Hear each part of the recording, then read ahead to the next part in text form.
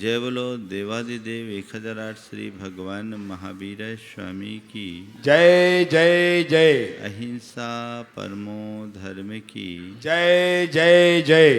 परम पूज आचार्य गुरुवर श्री विद्यासागर जी महाराज की जय जय जय। परम पूज्य महामना मुनिराज प्रमाण सागर जी महाराज की अहिंसामयी जैन धर्म की। आज एक लंबे अंतराल के बाद हम पुनः आचार्य कुंद के वाणी का रसपान करने का सौभाग्य जुटा रहे। गृहस्थाचार्य की चर्चा करते हुए आचार्य महाराज ने कहा कि गृहस्थों का संयम आचरण 5 अनुव्रत, 3 गुणव्रत और 4 शिक्षा व्रतों में संपन्न होता है। अष्टानिका के पूर्व अनुव्रतों की चर्चा हुई और गुणव्रतों में दिश विदिश पमान पढ़मम अनंत दड्डादो वज्जनम विदियम। अब आज है भोगोग भोग परिमाण तय्यम गुणोवदम होदी गुणवदम होदी। आज बात भोगोपभोग के प्रमाण का है। आचार्य कुंद कहते हैं अध्यात्म के क्षेत्र में वे ही आगे बढ़ सकते हैं जिनका आचार विशुद्ध होता है। आचार की विशुद्धि के अभाव में हम आध्यात्मिक उपलब्धि नहीं कर सकते। वे कहते हैं यदि तुम्हें मुक्ति चाहिए तो संयम को अंगीकार करो। आजकल बातें तत्व ज्ञान की बहुत होती है। ये बात सही है, तत्व ज्ञान के बिना जीवन का कल्याण नहीं। लेकिन तत्व ज्ञान के साथ यदि आचार विशुद्धि नहीं तो सब ज्ञान व्यर्थ है, अर्थहीन है। और यही वजह है कि तत्व ज्ञान की चरम विवेचना करने के बाद भी आचार्य कुंद हमें अपने आचार विशुद्धि को बनाए रखने के ऊपर बल देते हैं कि अपनी आचार विशुद्धि बना के रखो। देखिए उसको थोड़ा बंद करा दीजिए अभी जब तक कार्यक्रम चल रहा है। हाँ, सारा कार्यक्रम बंद कर दीजिए।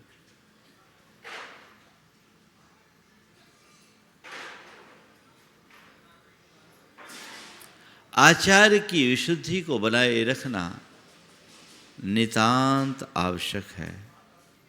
और उसी क्रम में सबसे उत्तम तो ये है कि हम सर्व परित्याग करके सामान्य को अंगीकार करें। पर यदि कदाचित ऐसा संभव न हो पाए तो कोई बात नहीं, कम से कम अनुव्रतों को अंगीकार करके श्रावक जीवन को तो कृतार्थ करे, अपने गृहस्थपन को तो सार्थक करे।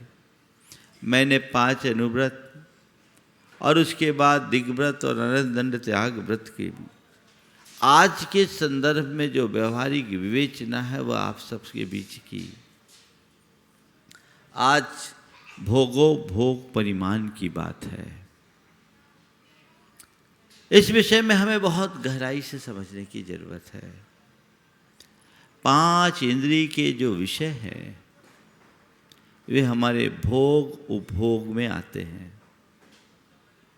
और भोग उपभोग में आने वाले इन विषयों की चाह के कारण ही हमारे मन में व्याकुलता होती है। आचार्य कुंद कहते हैं तुम्हारे मन की अंतहीन चाह से तब तक नहीं बचा जा सकता जब तक उन पर नियंत्रण न हो।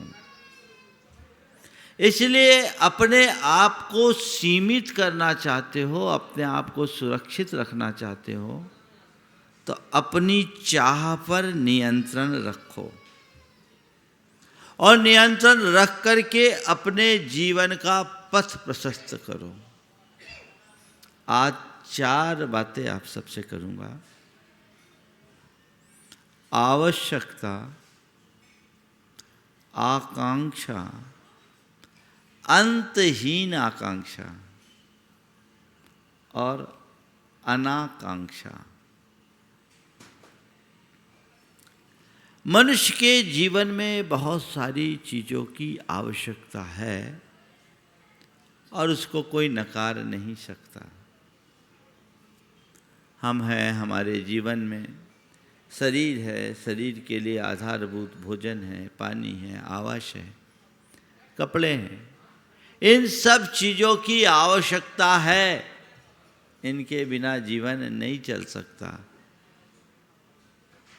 तो संत कहते हैं यदि इनकी आवश्यकता है उसकी पूर्ति कर लो।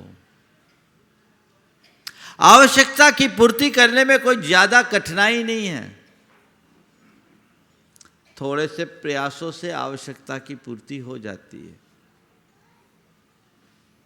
उसके लिए मनुष्य को ज्यादा कुछ करने की जरूरत नहीं है। लेकिन जब हमारी आवश्यकता के साथ आकांक्षाएं जुड़ जाती है तो मन में एक प्रकार की लालसा बन जाती है। उसको नियंत्रित कर पाना कतई संभव नहीं है।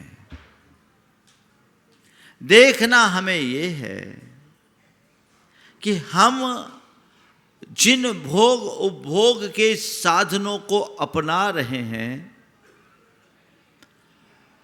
वो हम अपनी आवश्यकता को देखकर अपना रहे हैं या वहां कोई आकांक्षा हावी है। तो आचार्य कुंद कुंद कहते हैं कि तुम्हारे जन्मजात संस्कार ऐसे हैं कि आकांक्षाएं तुम पर सदैव हावी होते रहती है। तुम चाहते हो कि तुम्हारी मन की आकांक्षाएं नियंत्रित हो, वो अंतहीन ना बने, तो तुम अपनी आवश्यकताओं को ध्यान में रखते हुए भोग परिभोग के साधनों की सीमा बनाओ। सीमा बनाओगे तो बचे रह जाओगे, और तुम्हारी कोई सीमा नहीं रहेगी तो जिंदगी भर दौड़ते रहोगे। सीमा से आवश्यकताओं की पूर्ति करते हुए अपनी आकांक्षाओं को कैसे नियंत्रित किया जा सकता है, कुछ बातें मैं आपसे बता रहा हूं। मैं बहुत नीचे स्तर से बात की शुरुआत कर रहा हूं।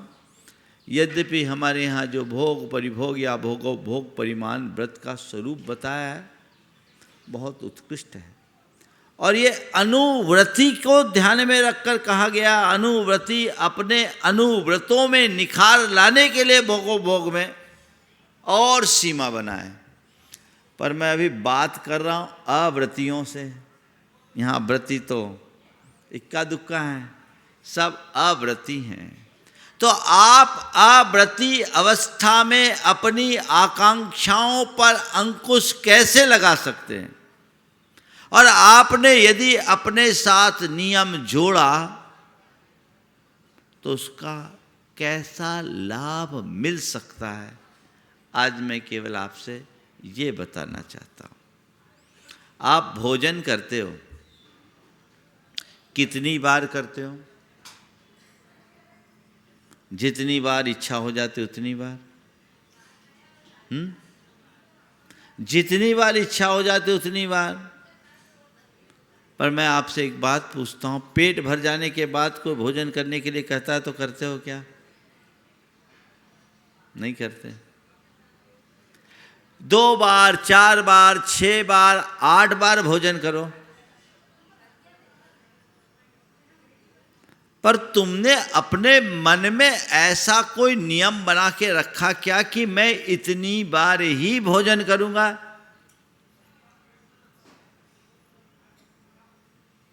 नहीं ना। तो क्या होता है, जब मनुष्य किसी नियम से बंध जाता है तो मन वहीं नियंत्रित हो जाता है, और जिसके मन में नियम नहीं होता उसका मन हमेशा चलता रहता है। आपने भोजन करने के लिए सोचा कि मैं आज 8 बार भोजन करूंगा, 8 बार तो बहुत होता है, तो अब आपको ये रहेगा कि नहीं 8 बार मैंने भोजन कर लिया तो 9वें बार की कोई इच्छा ही मन में नहीं होगी कि नहीं मेरा ये नियम है। आपने अपने अंदर मन से लिया कि ये चीज़ मुझे नहीं करना, तो वो चीज़ नहीं करना।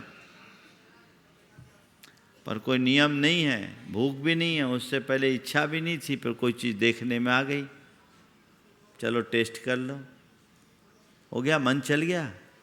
और कदाचित देखने में आई, सामने वाले ने कोई अनुरोध भी कर दिया, कर लिया। आप रात में भोजन नहीं करते, पर आपका कोई नियम नहीं है। किसी ने आपसे कहा भैया भोजन कर लो, नहीं मैं तो नहीं करता, नहीं कर लो ना भाई, एक बार कर लोगे तो क्या होगा, अच्छा होगा, कर लो।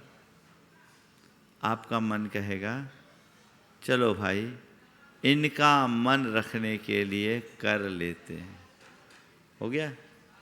आपके अंदर आकांक्षा जग जाएगी, जगेगी ना। लेकिन आपका अगर नियम है तो क्या होगा, भाई माफ करो, आज तो मैं नहीं कर सकता, आज तो मैं नहीं कर सकता, मेरे रात्रि भोजन का त्याग है। तो नियम का ये लाभ है, भोग और परिभोग या भोगोपभोग के साधनों में 2 प्रकार से नियंत्रण लाना है, नियम और यम से। यम और नियम 2 चीजें अपनाने चाहिए। यम जीवन पर्यंत लिए गए नियम को बोलते हैं, और नियम जो सीमित समय के लिए लिया जाए। जो नियम हम जीवन पर्यंत के लिए लेते हैं वह सब यम कहलाता है, और जिसे हम सीमित समय के लिए अपनाते हैं वह नियम कहलाता है। तो कहते हैं यम लो और नियम लो। यम क्या करो, उन सबको तो पूरे जीवन पर्यंत के लिए प्रतिज्ञा पूर्वक त्यागो जिससे मूलभूत व्रत नष्ट होते हों, धर्म नष्ट होता हो, मर्यादाएं खंडित होती हो, जिसमें त्रस्त जीवों का घात होता हो, जिससे प्रमाद बढ़ता हो, जिसमें बहुविघात होता हो, जो अनुपसेव्य हो और जो अनिष्ट हो। इन 5 चीजों का खान पान में जीवन पर्यंत के लिए परित्याग होना चाहिए। हमारे यहाँ मांस और मधु का जीवन पर्यंत त्याग कराया जाता है, बचपन में ही त्याग करा दिया जाता है। उस त्याग का ये प्रताप होता है कि बड़े हो जाने के बाद भी फिर कभी उसका उस तरफ मन भी नहीं चलता। किसी की बुद्धि ही भ्रष्ट हो जाए तो बात जुदी है, पर हमने जन्म से ये संकल्प ले रखा है और हमारे संस्कारों में है कि हमें माद्य का, मांस का, मधु का सेवन नहीं करना। तो आपकी ये यम प्रतिज्ञा उस तरफ आपको झुकने भी नहीं देती। जिस कार्य से तुम बचना चाहते हो प्रतिज्ञा पूर्वक उसका परित्याग कर दो, जीवन भर बचे रहोगे। गांधी जी ने अपनी आत्मकथा में लिखा कि जब मैं विदेश जा रहा था, मेरी माँ ने मुझे 3 प्रतिज्ञाएं दिलाई थी। मांस नहीं खाना, मदिरा नहीं पीना और पर स्त्री सेवन नहीं करना।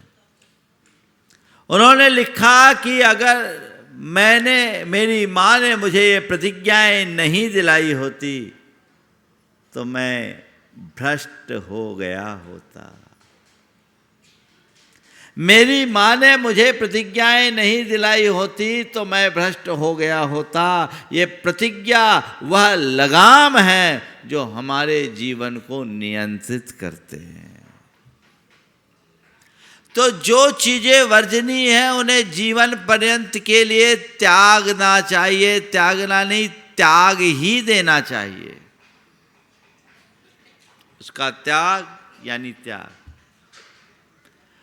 प्रमाद वर्धक में सब प्रकार के मादक पदार्थों का नियम नहीं, यम पूर्वक त्याग।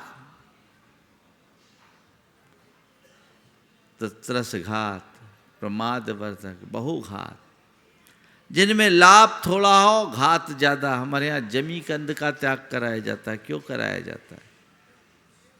क्योंकि वे सब अनंत कायिक होते हैं।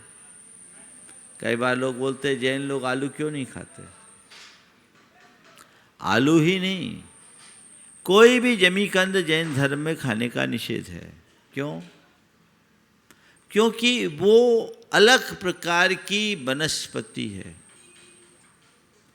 उसमें अत्यंत सूक्ष्म जीव होते हैं और एक के आश्रित अनंत होते हैं।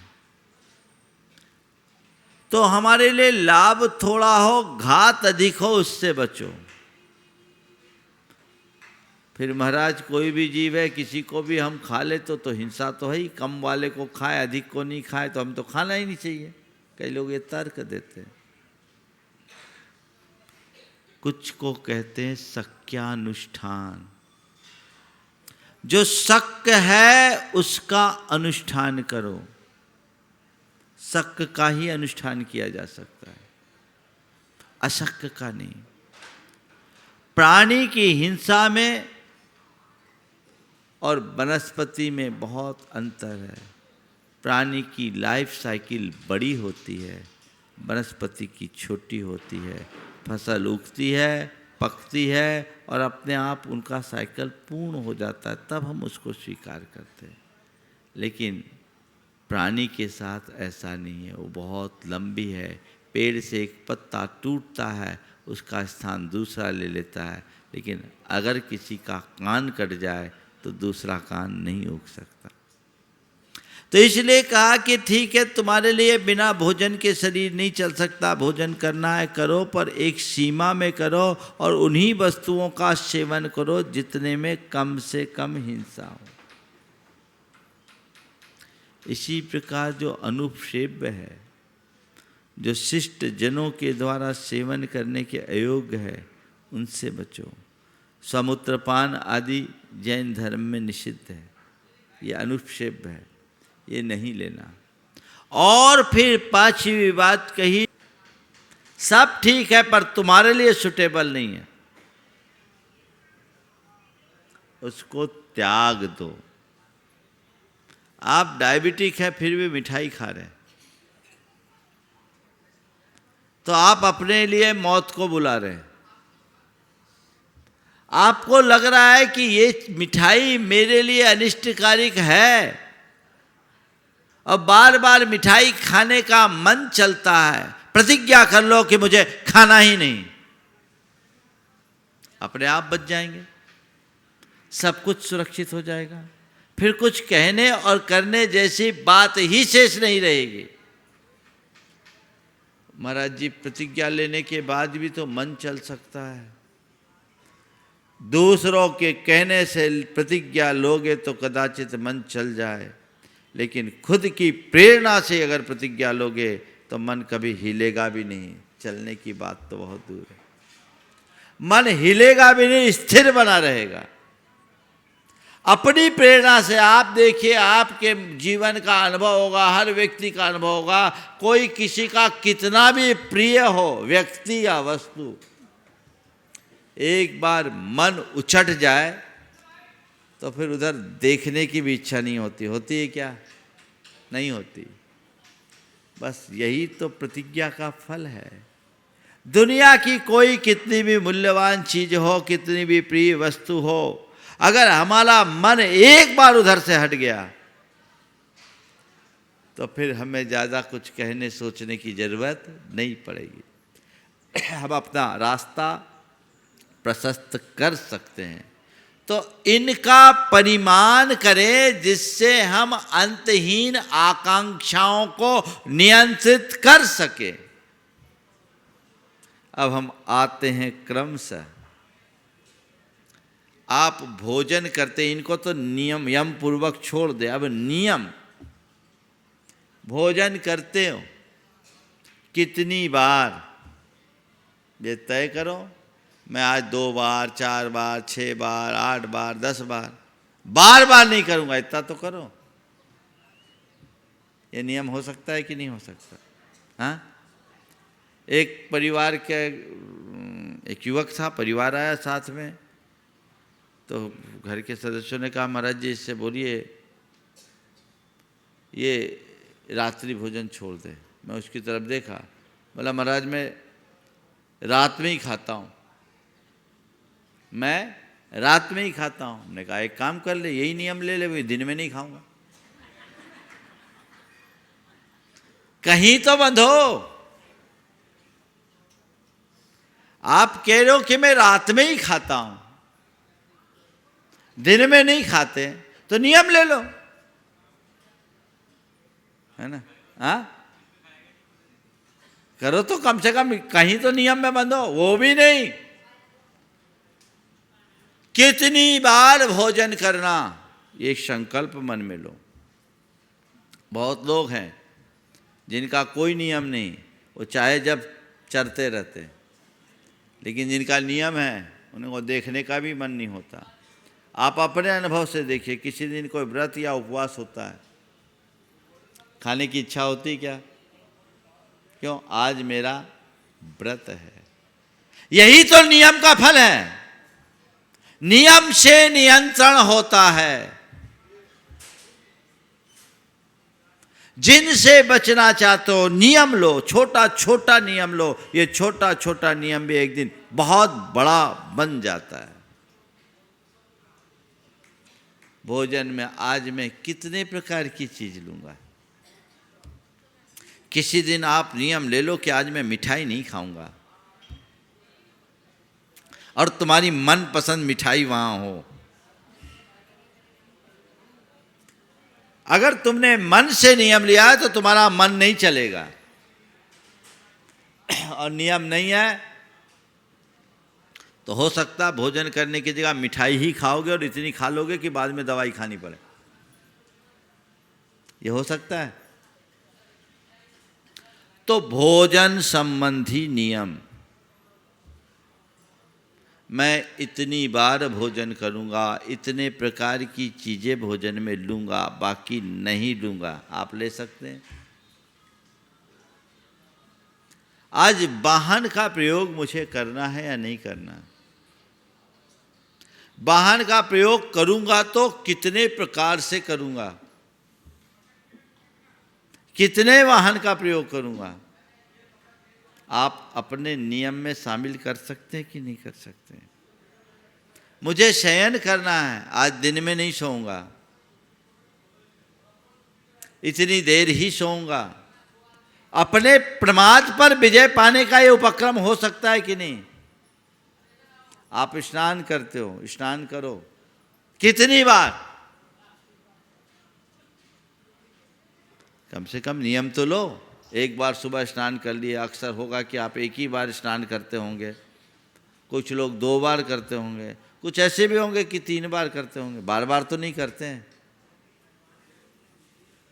हम इसको नियम में नहीं बांध सकते क्या?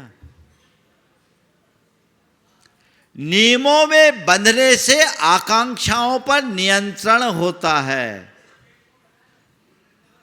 भोग परिमाण व्रत का मूल उद्देश्य केवल यही है, उसे नियंत्रित करते चले। तो जो भी चीज़ें हमारे पांचों इंद्रियों के विषय हैं, स्पर्श इंद्री से हम चालू करते हैं। आज मैं स्पर्श इंद्री के योग विषयों का सेवन करूंगा नहीं करूंगा, आज मैं ब्रह्मचर्य से रहूंगा, आज मैं गद्दे का प्रयोग करूंगा या नहीं करूंगा, आज मैं बिस्तर का प्रयोग करूंगा नहीं करूंगा, ये आपका नियम हो सकता है। अगर नियम में बंध गए बच गए। भोजन में रसना इंद्री में इतनी चीज़ें लूँगा, इतनी चीज़ें नहीं लूँगा, रसना इंद्री पर नियंत्रण होगा। आज मैं कोई सुगंधित वस्तु का प्रयोग करूँगा अथवा नहीं करूँगा, करूँगा तो कितना करूँगा, घ्राण इंद्री का हो गया। चक्षु इंद्री, आज मैं कोई नृत्य गान, कोई टीवी, कोई पिक्चर, कोई मूवी देखूंगा नहीं देखूंगा, कितनी देर देखूंगा। आप बांधिए अपने आप को। जब तक आप अपने आप को बांधोगे नहीं तब तक रास्ता नहीं खुल सकेगा। आज कर्ण इंद्री, आज मैं कोई गीत संगीत सुनूंगा नहीं सुनूंगा, कितनी देर सुनूंगा, कर्ण इंद्री का विषय हो गया। वस्त्र आदि को मैं कितनी बार कितने प्रकार के ड्रेस पहनूंगा, बदलूंगा नहीं बदलूंगा, ये पांचों इंद्रियों के भोग और उपभोग के चीजों में नियंत्रण का रास्ता है।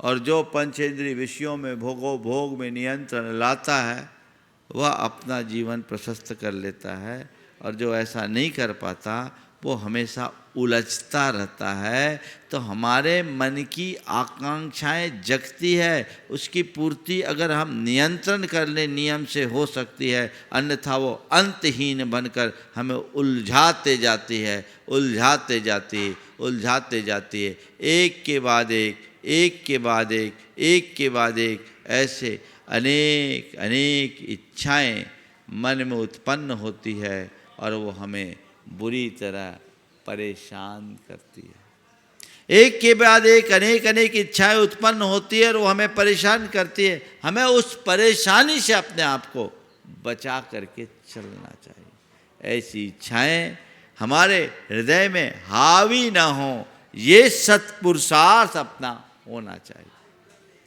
तब हम आगे चलकर अनाकांक्षा की ओर बढ़ पाएंगे। अभी तो अंतहीन आकांक्षाएं हैं, और आकांक्षाएं कैसी होती है और उसका परिणाम कैसा निकलता है। एक आदमी अमेरिका गया, जैसे तैसे जुगाड़ करके गया था, खाने पीने की बात आई, सोचा चलो किसी इंडियन रेस्टोरेंट में चलें।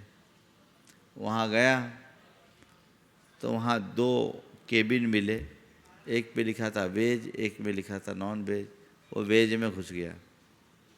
अंदर गया तो फिर 2 केबिन मिले, उसमें एक में लिखा था देसी, एक में लिखा था डालडा।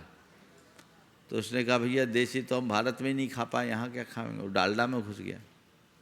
फिर भी उसे 2 केबिन मिले, उसमें एक में लिखा था ताज़ा, एक में लिखा था बासी। तो सोचा ताज़ा महंगा मिलेगा, चलो बासी में घुस जाए। वो बासी में घुसा। फिर गया तो देखा वहाँ 2 केबिन मिले, उसमें एक में लिखा था नगद, एक में लिखा था उधार। एक में लिखा था नगद, एक में लिखा था उधार। उसकी बातें खिल गई, अरे अमेरिका में उधार मिले इससे अच्छी बात क्या है। वो उधार में घुस गया, और जैसे उधार में घुसा देखता क्या वो सड़क पर आ गया। हमारे मन की ऐसी ही परिणति है। उस पर नियंत्रण लाने के लिए हमें सीमा बनाना चाहिए। आज मैं महिलाओं से कहता हूं, आपको वस्त्रों की आवश्यकता है? रखिए। कितनी कितनी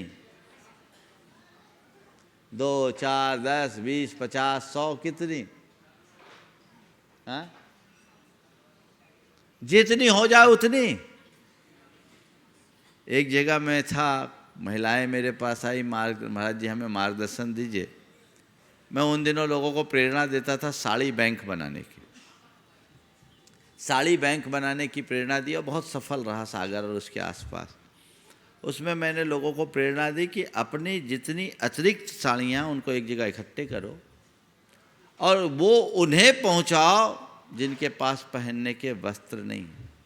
मैंने उदाहरण दिया था कि गांधी जी ने एक अर्धनग्न महिला को देखकर, एक महिला जो अपनी आधी धोती पहनी थी, आधी धोती धो रही थी, उसे देखकर जीवन भर पूरा जीवन आधी धोती में निकाल दिया। आप क्या नहीं कर सकते? आपके तो पूरे ट्रंक के ट्रंक भरे, आप कर नहीं सकते। तो एक जगह की कुछ महिलाएं आई, मार्गदर्शन मांग रही थी, तो उसमें उसकी जो प्रमुख थी महिला मंडल की, सब लोग इशारा कर रहे थे महाराज इनको नियम दो। आप सुनकर ताज्जुब करोगे, बहुत मुश्किल से उन्होंने 450 साड़ियों का नियम लिया। सुनो, हंसो मत, बड़ी मुश्किल से 450 का नियम लिया। और उनकी जेठानी ने कहा महाराज जी ये नियम भी इनके लिए बहुत बड़ा है, ये जितना नियम ली है ना महाराज जी, कम से कम घर जाएगी तो 200-300 साड़ी जरूर निकालनी पड़ेगी। उसने कहा महाराज क्या बताऊँ, एक ही शौक़ है, उनकी खुद की साड़ी की दुकान। बोले जब भी दुकान में कोई अच्छी साड़ी आती मैं ले आती हूँ, बाज़ार जाती हूँ तो ख़रीद लेती हूँ। हमने कहा ये बताओ तुम्हारे पास ऐसी भी बहुत सारी साड़ियाँ होगी जिनकी तुमने आज तक तह भी नहीं खोली होगी, फिर भी क्यों लाते हो? और यूजुअली होता क्या, आप लोग क्या करते हैं, उसी कपड़े को प्रयोग में लेते हैं जो चलन में है। चाहे कितनी भी चीज़ें हों, जो चलन में वही रखते हैं ना, बाकी तो पड़ी है। ये मूर्छा और आसक्ति ही तो है। इसे कम करें, इससे खर्च भी कम होगा, आकुलता भी मिटेगी और हमारा रास्ता भी प्रशस्त होगा। क्यों ना हम ऐसा करें? उस दिशा में हमारा प्रयास होना चाहिए, पुरुषार्थ होना चाहिए। अगर हम थोड़ा सा भी गंभीर हो जाएं तो बहुत कुछ हो सकता है। आप नियम ले लो, एक दिन में कितने बदलते, 2-4 नित्य के प्रयोग की चीज़ें और विशेष अवसरों की चीज़ें, जितनी ज़रूरत है उतनी रखो और अपनी इच्छाओं को सीमित कर ले। मेरे संपर्क में एक व्यक्ति है जो विदेश में रहते हैं, फ्रांस में रहते हैं। वो इसी चैनल के माध्यम से जुड़े हैं, जैनी भाई है, मल्टी बिलीनियर व्यक्ति। वो जब मुझसे जुड़े और उसके बाद उनके जीवन में जो बदलाव आया, हमारे ही मंच से 2-3 बार उन्होंने बोला भी है, संभवतः दिसंबर में आने वाले भी हैं। आप सुनकर ताज्जुब करोगे। उन्होंने 4 जोड़ी गर्मी के और 4 जोड़ी सर्दी के वस्त्र तक अपने आप को सीमित कर लिया और भोजन में 1 दाल और 1 सब्जी तक सीमित कर लिया। जो रोल्स रॉयल और विंटले कार को मेंटेन करता है, वो शख्स अपने आप को इतना सीमित कर सकता है। मैंने जब पूछा और मंच से ही उन्होंने कहा महाराज जब मुझे समझ में आ गया मैं आत्मा हूँ, तब ज़्यादा अनात्मा में क्यों उलझूँ? मुझे तो लगता है जब ये मेरा शरीर भी मेरा नहीं है तो ये बोझ क्यों लादूँ? बस आप तो आशीर्वाद दें, कुछ दायित्व तो मेरे ऊपर है, मैं उसे पूरा करूं और आपके चरणों में आ जाऊं। क्या इतने से जीवन नहीं चल सकता? ये सोचना है, और जिस दिन आपके मन में आ जाएगा तो फिर आपको किसी से पूछने की जरूरत नहीं है। आपको सलाह देता हूं, अपने अपने हिसाब से विचार करो कि मुझे कितनी आवश्यकता है, कितने में मेरा काम चल सकता है। सामान्य नहीं, विलासितापूर्ण तरीके से भी चल सकता है। एक लिमिट करो, उससे ऊपर को हटा दो और नियम ये ले लो, नई चीज़ अलमारी में तभी रखो जब पुरानी निकाल करके किसी ज़रूरतमंद को दे दो। एक साड़ी लाए हो, अंदर रखने के पहले एक निकाल लो। एक ड्रेस लाए हो, अंदर रखने के पहले दूसरी ड्रेस निकाल लो। दूसरों को दो, जीवन भर दुआएं देगा, उसके काम में आएगा। तुम्हारी चीज़ तो पड़े पड़े खराब हो जाएगी और कुछ नहीं, तुम्हारी आसक्ति तुम्हारी चेतना को भी खराब कर डालेगी। इसकी तरफ जो ध्यान देते हैं वो पूरे जीवन व्यवस्थित बने रहते हैं। हमारा ध्यान उधर ही होना चाहिए। तो भोगो भोग परिमाण व्रत हमारी आवश्यकताओं को पूर्ण करते हुए आकांक्षाओं को नियंत्रित करने का मार्ग बताता है। धर्म या व्रताचरण हमारी आवश्यकताओं पर कभी भी निषेध नहीं करता। आवश्यकताओं की पूर्ति करो, पर अपनी आवश्यकताओं को अंतहीन आकांक्षा में न बदलने दो। अनिवार्य आवश्यकताएं करो, उसे भी साधना के बल पर धीरे धीरे कम करने की कोशिश करो, तो बहुत अच्छे से जिया जा सकता है। अब चंद्रसेन जैसा व्यक्ति है, एक बार लेते, 2 बार, एक ही बार भोजन, अब वर्षों से काम चला रहे। हाँ, पानी भी उसी समय। एक समय था जब पानी पी पी के कविता पढ़ता था। मंच में भी पानी की जरूरत पड़ जाती थी, कवियों को पड़ती, लेकिन जब मन में आ गया तब और ज़्यादा ऊर्जा और ओज के साथ अपनी बात होती है। तो ये सीखने की बात है। तो कुल मिलाकर भोगो भोग के परिमाण का लक्ष्य होना चाहिए, और ये लक्ष्य बनेगा तभी हम कुछ अच्छा कर पाएंगे। ध्यान रखने की बात यह है, तुम्हारे पास अनुकूल साधन है तो उसे भोग में मत लगाओ, त्याग में लगाओ। भोगोगे पाप बंधेगा, त्यागोगे पुण्य बढ़ेगा। तय तुम्हें करना है क्या करना है। भोगो मत, त्यागो, अपनी चेतना को जगाओ और जीवन का पथ प्रशस्त करो।